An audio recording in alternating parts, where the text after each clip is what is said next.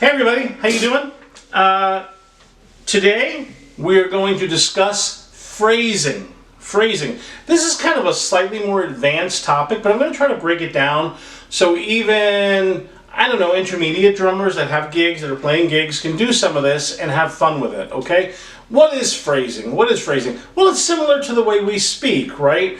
I can say one sentence, I can say the same kind of words, but it could mean a couple of different things, right? So I could say, boy, you know, Glenn really looks good in that sweater. Or, hey Glenn, you really look good in that sweater, right? Obviously one means I don't, but I did look good in that sweater. I don't care what she says. Anyway, so it's kind of the same thing. Not exactly, but kind of the same thing. And it's a way of making your playing a little more interesting, a little more fun, and for you to have a little more fun. And if you want to hear a guy who does it great, is Vinny Caliuta. Man, he can do what I'm about to show you. He can just do it on a level where I got to get the calculator out and, you know, calculus and algebra and figure out what he did because he's so good at it. And he makes it musical. I don't want to sound like he doesn't make it musical. He makes it musical.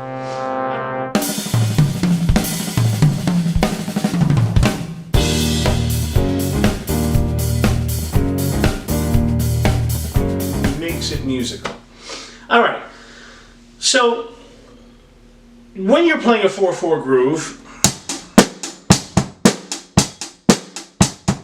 right? That is a simple 4/4 groove. Boom, bop, boom, boom, bop. Right? I am inferring 4/4. I'm implying 4/4. I'm playing 4/4. 1, 2, 3, and 4. 1, 2, 3, and 4. But let's say you got a break coming up. Maybe it's a 2-bar break. Maybe it's the end of the guitar solo, and you're going to take the last 2 bars and you're going to let the band know we're getting into the chorus. And yeah, I guess you can, you can do the typical 1 and 2 and 3 and 4 and 1 and 2 and 3. And there's my 2 bars, right? And then I've told the band we're getting to the chorus. Right? Maybe you could do something like that. That's fine. But you're very much, again, playing within the 4/4 context. But let's say I want to take those 2 bars, maybe it's a break, maybe it's not, and I want to have a little fun with it.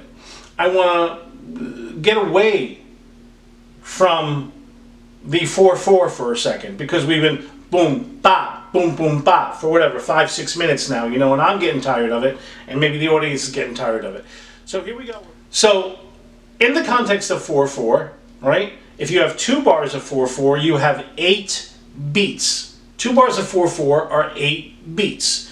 So I can make up that 8 beats however I would like, right? So I don't have to go 1, 2, 3, 4, 1, 2, 3, 4. And what I'm going to do right now is I'm going to take a very easy one, a very common one the Beatles did, the Stones did. I'll tell you the truth, I think I've heard every band do this particular type of phrasing.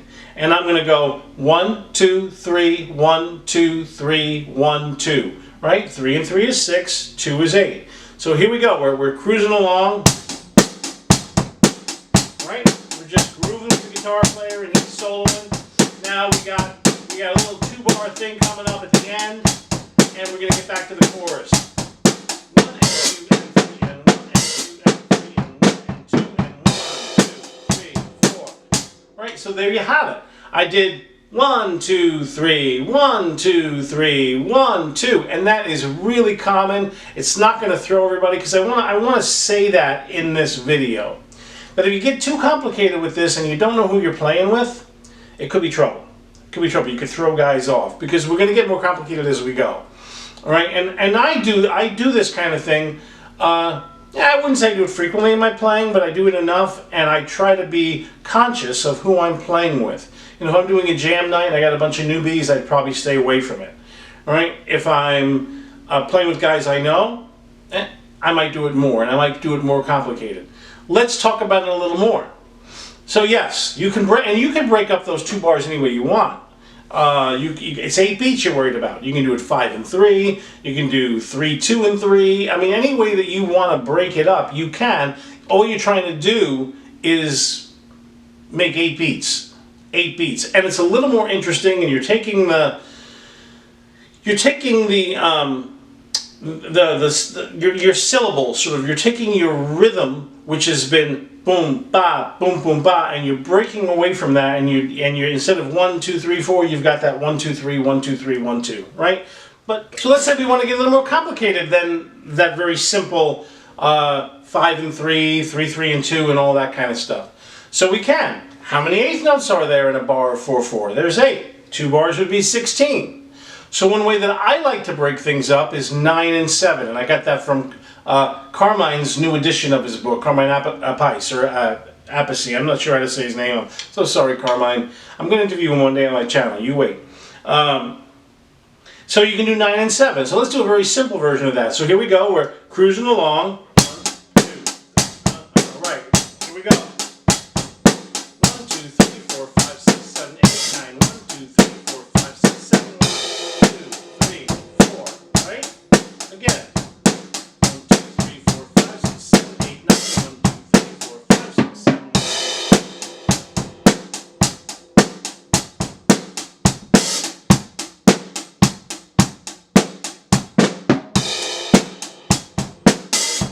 Again, messing around with it. So what happens when I do that? You know, that 9, the 9th eighth note becomes 1 of the next bar, and so then that bass drum on the and of 1 makes everything feel topsy-turvy for a little bit, and I'm not having to worry so much about, oh, is my snare on the E of 2 or the and of 3 or whatever. I'm just playing 9 and 7, because I know that 9 and 7 equals 16, and I'm going to come out right.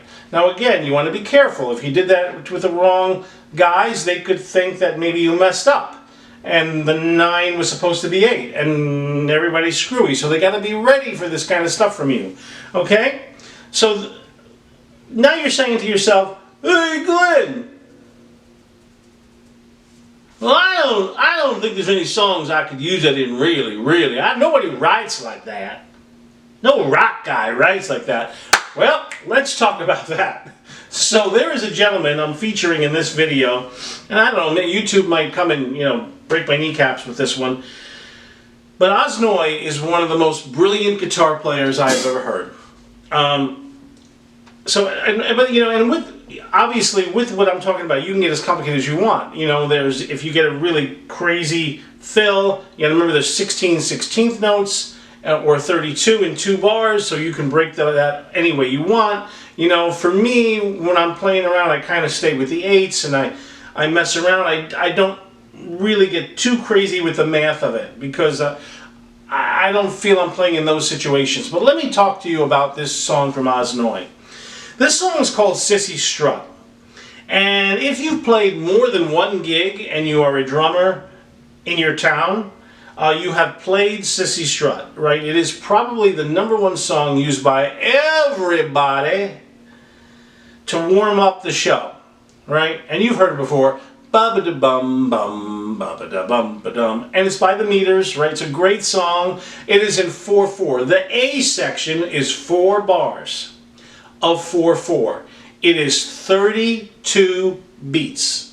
8 plus 8 plus 8 plus 8. When Osnoy does it, he messes around with it a little bit, and he does it as 9 6 9 8. So what we're going to try and do here with my brand new mixer, I'll tell you the truth, it's just the greatest. So what we're going to do is I'm going to try to play it and count it. I'm going to play it and count it, and then I'm going to play with it. Let's try and do this. Here we go. All right, guys, we're going to count through this. Are you ready? Anton Fig is playing. It's 4 bars of 4. 1 2 3 4 5 6 7 8 9. 1 2 3 4 5 6. 1 2 3 4 5 6 7 8 9. 1 2 3 4 5 6 7 8. 1 2 3 4 5 6 7 8 9. 1 2 3 4 5 6. 1 2 3 4 5 6 7 8 9. 1 2 3 4 5 6 7 8.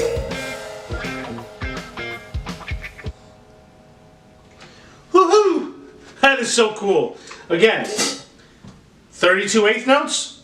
We can break it up 8 8 8 and 8, or like Osnoy did and Anton Fig played those figures. 9, 6, 9, 8 equals 32. All right, let's keep going. Let's get more in depth.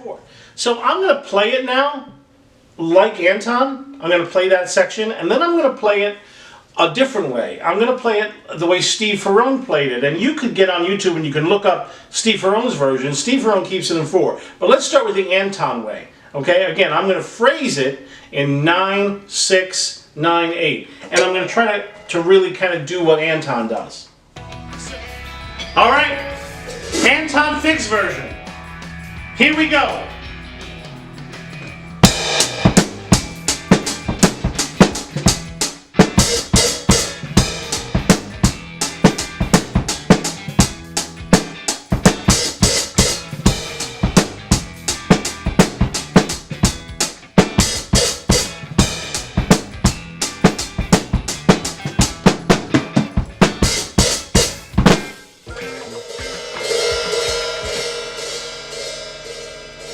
Oh man, that's just cool.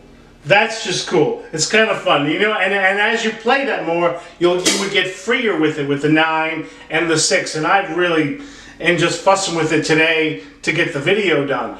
But I've already got a handle on it and kind of where it's going, you know. And the very fact that I'm doing it is making me happy. You know, it's making me happy. And again, 9, 6, 9, 8.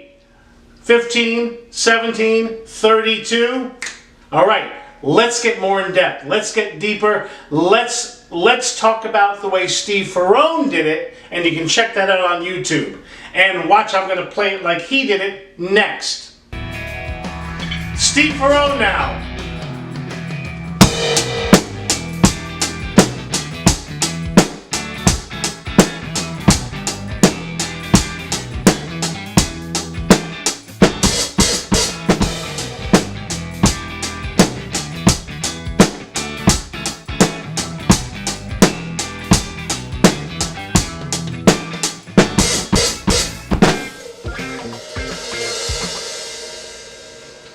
I don't know which I like better. I don't know.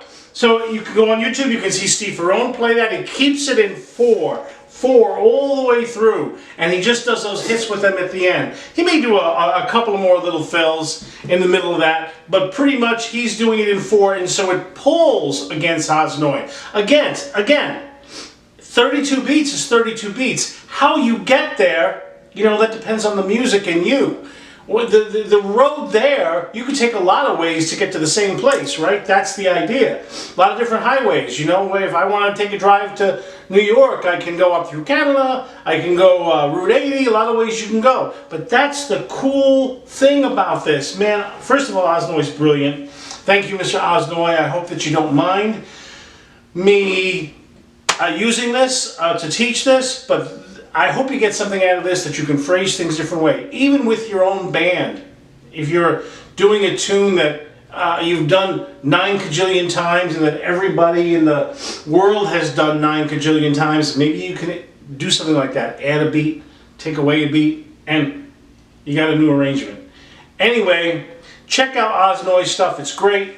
Thank you very much. See you on the next one.